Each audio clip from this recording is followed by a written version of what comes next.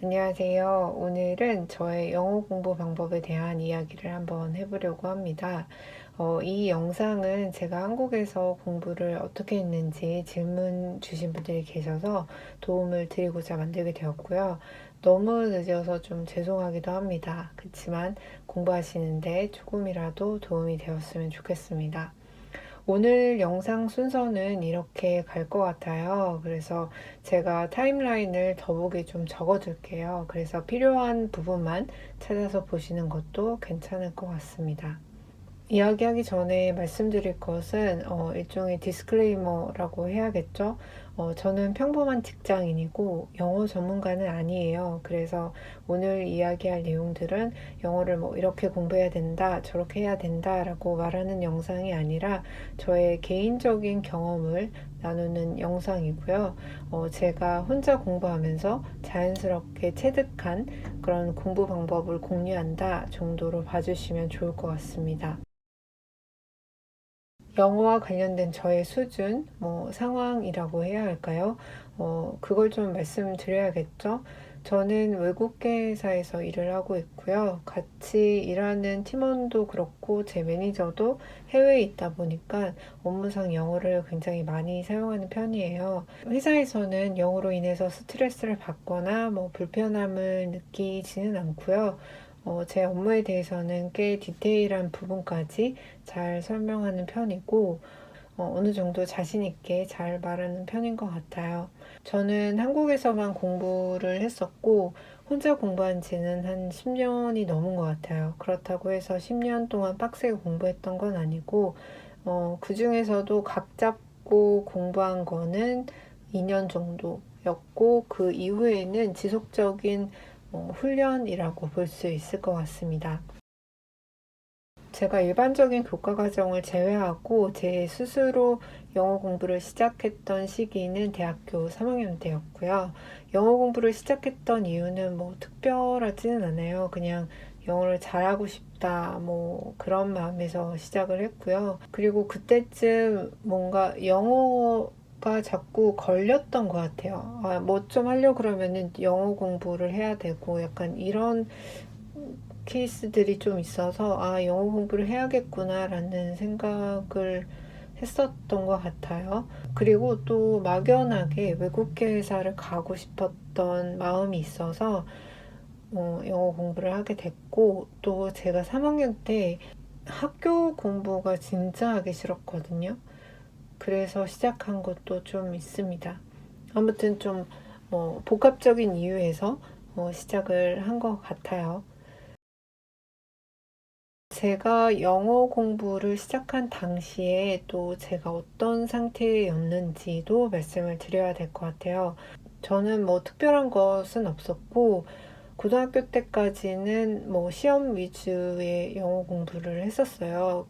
그리고 영어 시험 점수 자체는 좋았었어요. 근데 대학교 가고 나서는 공부를 안 하니까 다 까먹고 그런 상태였죠. 그리고 회화 실력은 애초부터 좋지 않았어요. 시험 공부만 했기 때문에 그냥 짧은 문장을 내뱉는 수준? 이제 제가 어떻게 공부를 했는지 말씀드릴 건데요. 기본적인 틀은 비슷한데 제가 대학교 때랑 또 회사 다니면서 했던 방법이 조금씩 달라서 이걸 나눠서 설명드릴게요. 어떻게 설명할까 고민을 좀 했는데 시간 순으로 설명을 드리는 게 나을 것 같아서 그렇게 하도록 하겠습니다. 제가 공부 결심을 하고 제일 먼저 했던 거는 역시나 학원 등록이었고요. 누구나 아는 그 학원들 있잖아요. 그 중에 하나를 등록을 했고, 그때 회화반이 선생님이 교포분이셨고, 한 반에 한 10명 남짓? 이렇게 있었던 것 같아요. 지금도 그러는지는 모르겠는데, 그때 수업 방식은 교재로 이제 진도를 좀 나가고, 그 다음에 그룹을 만들어서 둘이 회화 연습을 하는 그런 방식이었어요. 근데 사실 그 방식이 좀 마음에 안 들더라고요. 그래서 중간에 환불을 하고 다른 데를 찾다가 좀 작은 규모의 학원을 찾았어요. 지금은 그 학원이 없어진 것 같은데 거기는 가격도 좀 저렴했고 네이티브 선생님이 수업을 진행을 하고 또 정원이 5명이에요. 그래서 좋더라고요. 그래서 거기에 등록을 하게 됐습니다. 거기 직장인이 많았는데 개강하고 나서는 또 다들 또 빠지더라고요. 그래서 보통 두세 명씩 네, 남아서 공부를 했던 것 같아요. 근데 제가 학원을 다니다 보니까 선생님께서 표현도 가르쳐 주고 하는데 자꾸 말을 시키는 거예요. 그래서 또 그런 소통하는 그 수업은 또 익숙치가 않아서 좀 많이 부담스럽더라고요. 그래서 할 말을 좀 생각해야겠다, 뭐 따로 공부 좀 해야겠다라는 생각이 들어서 영어 공부를 혼자 따로 하기 시작을 했습니다. 이 당시에 제가 공부했던 시간을 100으로 본다면 제가 영어학원을 주 2, 3회 1시간씩 했었거든요. 그래서 한 2, 30% 정도 했었고, 나머지 7, 80%는 혼자 공부하는데 할애를 했던 것 같아요. 혼자 공부하는 거는 거의 매일 했고, 한두 시간 정도 했던 것 같아요.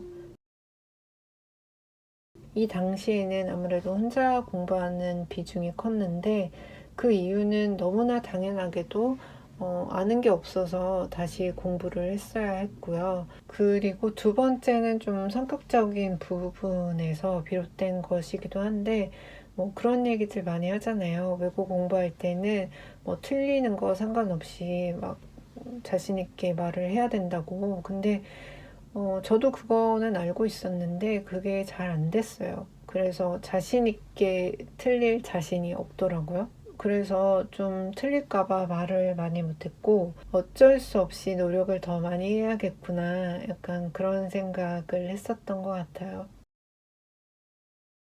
다시 이제 본론으로 돌아와서 제가 혼자 공부했을 때 뭘 했는지를 말씀을 드릴게요. 첫 번째는 문법 공부를 했습니다. 제가 그때 당시에 완료 시제가 아리까리 해가지고 한번 정리를 해야겠다라고 생각을 하고 서점에 갔는데 너무나 유명한 책이죠. 그래머 인 유즈를 보다가 완료 시제 부분을 봤는데 생각보다 설명이 너무 잘 돼 있는 거예요. 그리고 또 뒤편을 넘기고 보니까는 아 진짜 이거다 싶었어요. 제가 궁금했던 문법들이 쫙 나와 있어서 아 이런 책이 있네 싶을 정도로 아 이거다 막 그랬었거든요. 이 책은 너무 유명해서 따로 설명은 필요 없을 것 같은데, 이 책 같은 경우에는 어려운 단어 없이 이 문법을 언제 쓰는지에 대해서 잘 설명이 되어 있고, 예문들도 실생활에서 자주 쓰이는 것들이 많아서 회화 공부에도 도움이 많이 되는 것 같더라고요. 지금은 한국어판도 있는 걸로 알고 있는데, 저는 가급적 영어판을 추천드려요. 왜냐면 거기에 나와 있는 영어가 그렇게 어렵지 않고 영어로 쓰여진 설명들이 저는 오히려 더 와닿는 느낌이 있었거든요. 그래서 영어판으로 공부하시기를 추천드립니다. 어렵지 않다면. 이 책은 매 챕터마다 이제 관련 문법 설명이랑 예문이 이렇게 왼편에 나와 있고 오른편에 연습 문제가 있어요. 저는 왼쪽 페이지 위주로 공부를 했었는데 우선 저는 왼쪽 페이지 전체를 소리 내어서 읽었어요. 예문뿐만 아니라 저는 문법 설명까지 그냥 읽었어요. 그리고 읽으면서 좀 중요한 문법 설명이 있다. 그러면 하이라이트 해놓고 그리고 또 이 표현은 내가 자주 쓸 것 같다. 혹은 내 생각에 좋은 표현인데 입에서 잘 안 나온다. 그러면은 또 그것도 하이라이트를 해놨어요. 그리고 나서 그 하이라이트 된 부분들을 집중적으로 소리내어서 읽었어요. 이거를 정말 많이 반복했어요.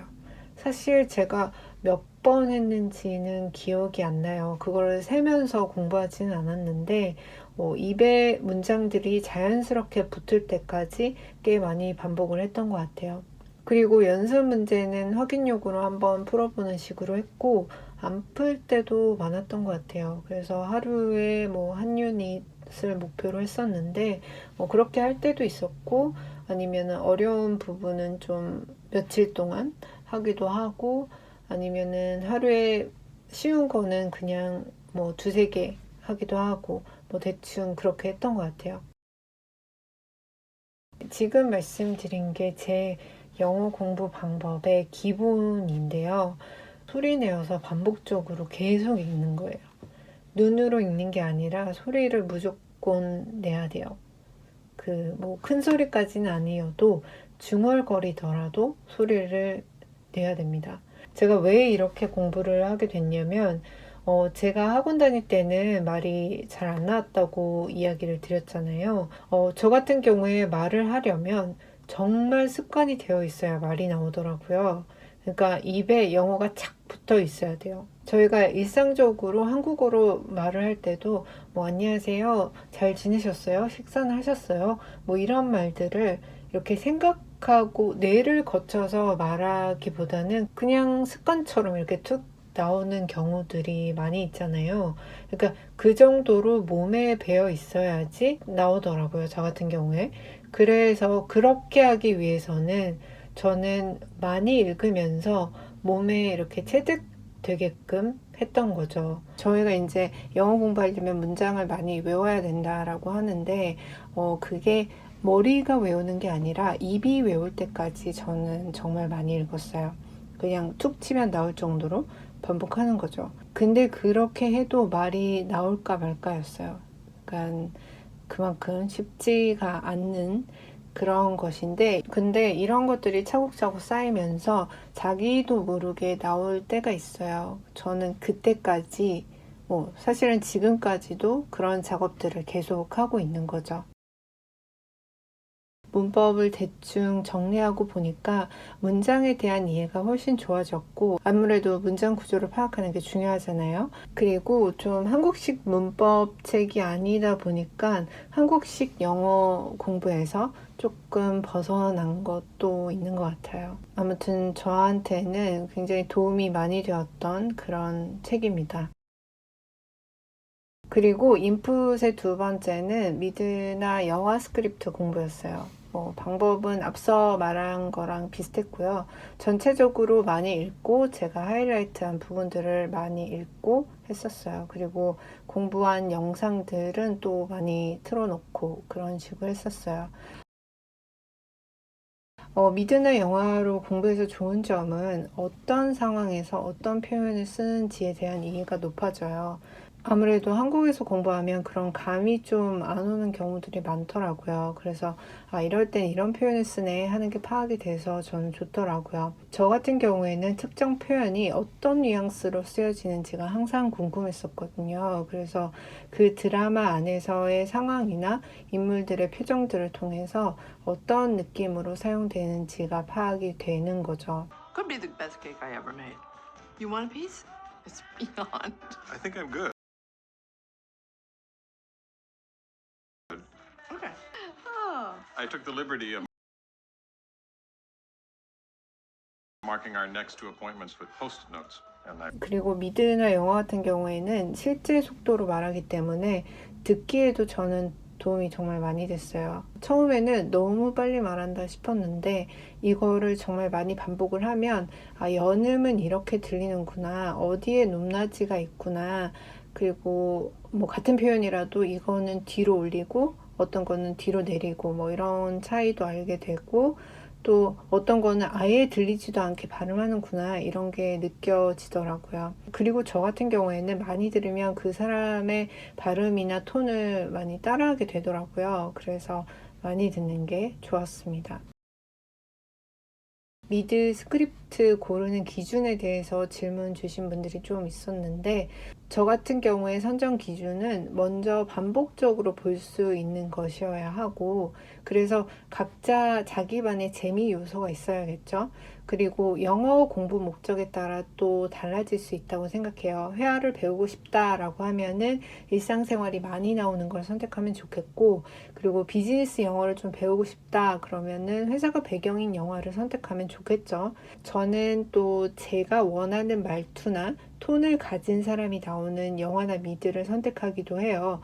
성격이 좀 비슷한 사람이 나오는 미드도 괜찮은 것 같아요. 비슷한 성격이면은 뭐 말하는 방식이나 내용이 비슷할 가능성이 높거든요. 그래서 미드 프렌즈를 제가 되게 좋아하지만 공부를 따로 하지 않는 건 저랑 비슷한 사람이 없어서이기도 해요. 최근에는 굿와이프를 공부를 했는데 저는 알리샤라는 주인공의 목소리와 톤을 참 좋아하거든요. 발표도 잘하고 그래서 선택을 했고 그리고 근데 또 이제 이게 법정 드라마다 보니까 일반적이지 않는 사건들이 많이 나오는데 저는 그런 것보다는 회사끼리 법정 분쟁을 하는 제가 좀 회사에서 쓸 표현들이 있을 법한 에피소드를 골랐어요. 그리고 또 대학교 때는 비포 선라이즈에서 셀린느처럼 이야기하고 싶어서 공부하기도 했어요.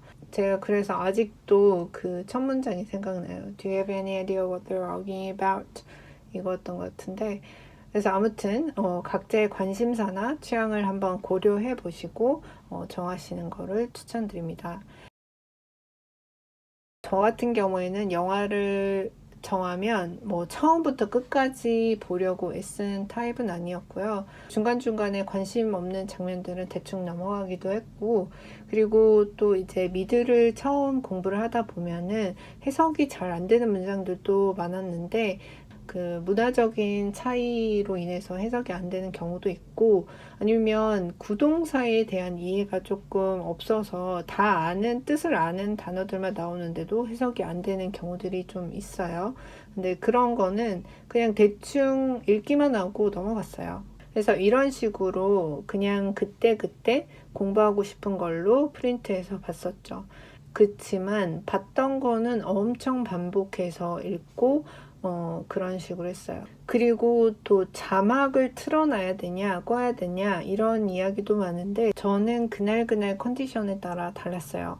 영어가 오늘은 좀 별론데, 뭐, 스트레스 좀 받는데, 그러면은 그냥 한글 자막도 켜놨고, 그랬었어요. 그러다가도, 많이 보게 되면 뭔 얘기하는지 다 알게 되거든요. 그러면은 자막 없이 계속 볼 수 있어요. 자막 없이 보는 것에 의미가 있는 것은 약간 외국 나가면 그렇잖아요. 그 못 알아먹는 느낌? 그리고 여기서 대충이라도 내가 알아먹어야 된다. 뭐 그런 연습은 할 수 있을 것 같아요. 네. 아웃풋 공부로 학원을 주 2회, 3회 이렇게 1시간씩 했다고 보면 되겠습니다. 그리고 헤어스터디도 했었는데 뭐 일주일에 1시간 정도 그렇게 했었습니다. 그리고 한 가지 또 제가 혼자 하는 아웃풋 훈련 방식이 있는데 그거는 혼자 중얼거리는 거예요. 뭐 이렇게 혼자 걸으면서 아, 오늘 날씨가 좋다. 뭐 출근하는데 뭐 타고 갈 거다. 뭐 얼마 정도 걸리겠다. 뭐 이런 말들을 좀 혼자서 중얼대요. 그러다가 갑자기 단어가 생각 안 나면 뭐 찾아보기도 하고 아니면 외웠던 문장을 읊어본다든지 뭐 그렇게 했었어요. 그리고 제가 인터뷰를 하는 상황이다 라고 생각을 하고 막 이야기를 해본다든지 뭐 그런 거를 많이 했었어요. 지금도 많이 합니다. 이미 이게 장착이 되어 있어서 언제 이거 해야지 이런 생각 없이 그냥 그게 나와요. 혼자 있으면. 그래서 네. 그렇고 그나마 요즘에는 마스크를 하니까 좀 괜찮은데 약간 또라이로 보일 수도 있을 것 같아요. 그냥 제가 한국말로 혼잣말을 하는 스타일은 아닌데 영어로 이 짓을 좀 많이 해요. 그래서 대학교 때는 이러한 방식으로 2년 동안 공부를 했었습니다. 지금 돌이켜보면 이때는 아무래도 초반이었기 때문에 인풋이 중요했는데 아웃풋도 상당히 중요하다라는 생각이 들어요. 제가 외국인 울렁증을 극복하기 위해서 외국인 회화 수업을 들었는데 그때는 어렸어서 잘 몰랐는데 지금 생각해보면 막 수업의 퀄리티가 막 좋지는 않았어요. 근데 2년 동안 하면서 제가 외국인하고 이야기할 때좀 덜 어색해하고 그리고 어쨌든 선생님의 반응을 통해서 저의 영어에 대한 피드백을 간접적으로 얻을 수가 있었어요. 그리고 그런 피드백을 통해서 다음에는 공부를 어떻게 해야겠다 하는 방향을 잡기도 하고 그리고 또 수업에서 말을 많이 못한 날은 더 열심히 공부하는 그런 동기부여도 됐던 것 같아요. 이렇게 하면 사람들이 뭐 영어 많이 늘었겠다라고 생각을 하시겠지만 사실 생각보다는 많이 늘지는 않았어요. 단지 영어로 말하는 거에 두려움이 좀 사라졌고 또 유창하지는 않지만 자연스럽게 말을 하는 수준은 된 것 같아요. 문법을 한번 쭉 보면서 기본기를 다졌던 시간이고, 그리고 또 대단한 임계점을 넘었다 뭐 이런 건 아니지만 좀 한 단계 넘은 느낌이어서 저한테는 굉장히 중요한 시기였습니다.